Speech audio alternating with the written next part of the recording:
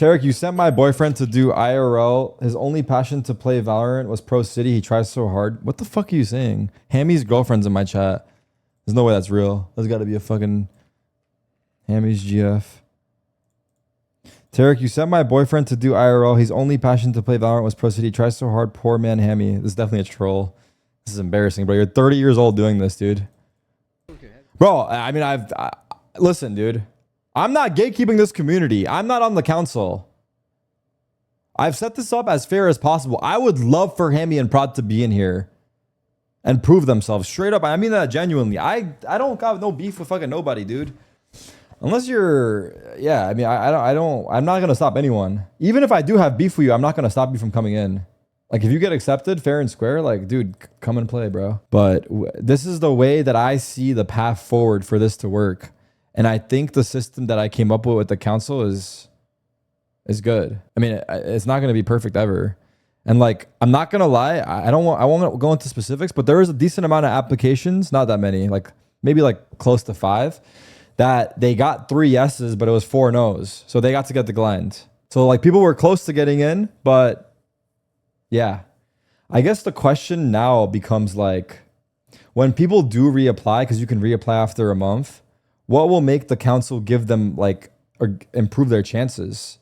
I guess they'll have to like change something in their application or do, I don't know, you know? I mean, also I could have just been the 7th man on the council and just yesed all those. I mean, I wouldn't do that though. The reason I don't want to be on the council, I was going to be on it initially, is because I don't know the scene well enough, like the tier 2 pros. And I like, yeah, so that's why I'm not in it. Remove yourself from Pro City, because if you won't add these guys, you're low-key ass. Let's go into my career. I've been playing well lately. Let's take a look. These last couple of games, sure, they were bad. I have my excuses, but it doesn't matter. I played poorly, I agree. But this game I played fine, in my opinion. I mean, I guess we're going off stats, but like, I'm not playing bad and I'm winning. I don't think I'm playing bad. I think I'm getting better every day. I straight up think I'm getting better every day. I straight up think if I play this for a month, I'm going to be fucking really good again. I think every day I play, I'm getting better. I'm also playing all different roles. Not all, but like a Yoro's a new character. Sova's a new character. Omen's a new character. That's about it. Like even Daznerf, I don't have a problem with him being in, but the thing is, the reason people get declined is because your reputation follows you everywhere you go, bro. And this applies to not only this, but the pro scene especially. If you have a bad rep, unless you're simple or faker where you are undeniably like the best player, like so fucking good that it doesn't matter. And I've had teammates in CS where like, dude, the guy's toxic, but he's so fucking good, we have to put up with it. Unless you're at that level, which is very rare. I mean, to be honest, most of my teammates were cool though. Like little toxicities, whatever. But like, I guess unless you're at that level and you're a toxic and you have a bad reputation, it will always follow you everywhere you go and stop you from getting opportunities. That's why being kind or being, I don't know if kind is the right word, but like not being a fucking dickhead. I'm not saying Daznerf's a dickhead. I just think like him or maybe even Prod, they don't have the greatest rep. And I think that affected their applications from the council. I think Daznerf would actually like, I mean, bro, let's just say he plays Judge Cypher. But I think for one, he would do different shit. Like I think I don't even have a bad personally. I don't even know why Daznerf gets so much shit. I don't know. Like I get it, it's cringe that he uses a judge, but I don't think there's anything. I don't know. I guess also the other thing that I realized recently, but also that I know, is that my relationship with people is entirely different than people's relationship with that people. Because I know that, like, whether it's based off a clout or because I was a pro or whatever, like people will speak to me differently just based off of that. So like, there's a certain level of respect that I get that other people probably don't get. But that's why I was gonna say, like, I personally think that Daznerf, I've never had any issues with his personality. So, but with that being said, I guess what matters, what I'll say is, I know I'm yapping hard as fuck right now. Holy shit. What matters what really, defines a person truthfully is not how they treat these kinds of people, like that are already like like how they treat like someone that's like nothing, right? Like, you know how they say like how you treat your waiter or like whatever, like someone not that's nothing, but like someone that doesn't really, I didn't mean to say it like that. That's nothing.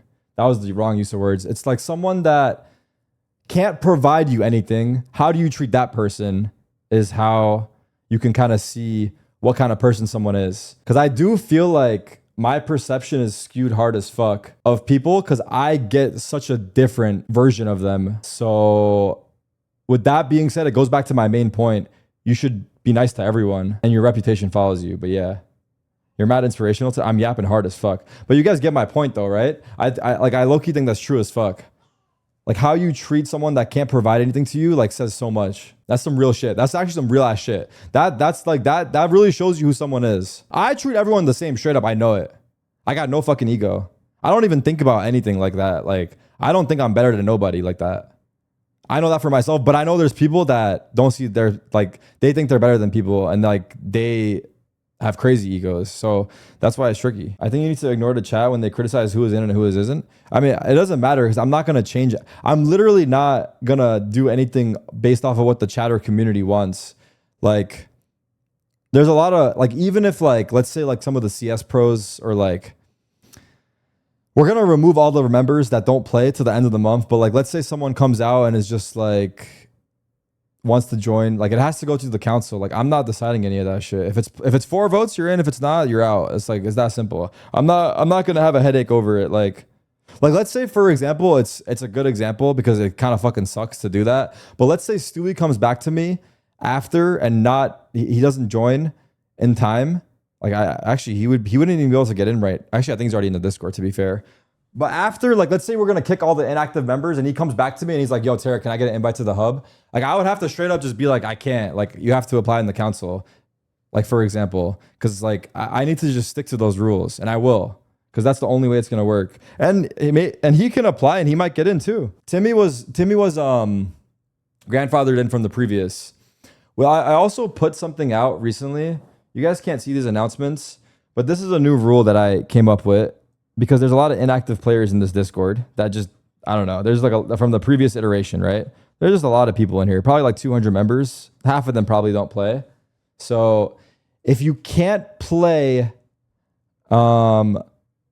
basically right now, everyone that's in the Discord has until September 30th to play 10 games. If you don't play 10 games and you're in the Discord, you're going to get removed. And you'll have to reapply or get back in based off of that. And then moving forward, if you don't play 10 games within 45 days, you also get removed for inactivity. And I think that's a reasonable amount of time. Like people go on vacation and shit. But like I'm playing like 10 games in a fucking day right now. So if you can't do 10 games in 45 days, then we probably don't need you in this hub. So I was fairly like reasonable with this. But yeah, like I'm going to give this a really good go. Like I'm giving it a really good go. And there's a chance I just lose a shit ton of money and I'm already ready for that. It would suck, but I'm going to give it a really good go. Probably for, I mean, I think I'm going to give it a good go for, well, at least 3 months. Probably, if in 6 months, like, I mean, in 6 months, it would be crazy, but yeah, probably in the next 3 to 6, I'm going to give it a good 3 to 6 months at least. I think 6 months. I'm going to give it 6 months for sure. If in 6 months it's not working, I don't see a future, then that's when I'll drop it. But until then, I'm pretty committed. Do you plan on making something like this to the public? Dude, I have so many ideas. I have so many ideas for sure. Like, I had the idea where we would have it open, like a different hub. Like, these are just ideas. Where it would be for immortal players that would play inside this hub. And then for the immortal players, or no, maybe not immortal. It would just be radiant players, maybe. I don't know. That would be fucked because then we just take the whole radiant population. Maybe immortal 2+ or something. And then inside this hub, I don't know how it would go. What if we have like a member limit where it's like 500 members capped, compete for 1 month, and number 1 in the immortal hub, number 1 rank from the immortal hub gets moved up to the main hub, which is like Pro City. Like, for example, we have a second hub that's capped at members and you get into that hub. And then that way there's like an actual process to like getting in, like based off of, yeah. If it works out in 6 months, you're going to make a Pro City for each region.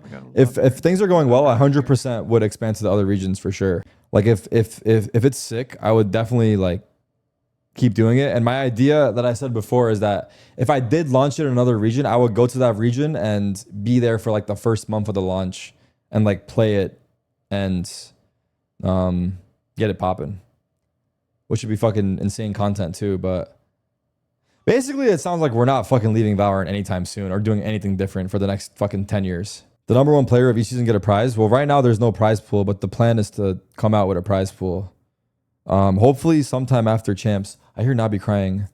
Oh my God, Alum is so close to 2000 elo. Also, I haven't actually talked to the devs about this idea. And a lot of these things are honestly similar to ESEA, but even when we have a points system, which would be a different category, like weekly points for prizes, my plan is to continue to have like an MMR that follows you month to month. So you have like a career elo that like, regardless of the points you have in that week, will still be moving up and down, if that makes sense, you know? So like, yeah, that way you can see like overall how you're doing too.